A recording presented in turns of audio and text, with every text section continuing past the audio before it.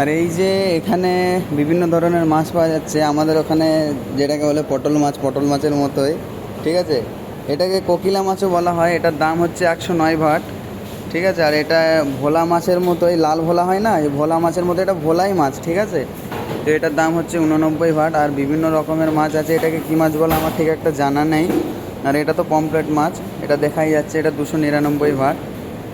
আর এই যে এখানেও মাছ দেখা যাচ্ছে, এটাও সেই যে পটল মাছ যেটাকে কোকিলা মাছও বলা হয়, সেই মাছের মতো এই মাছটা।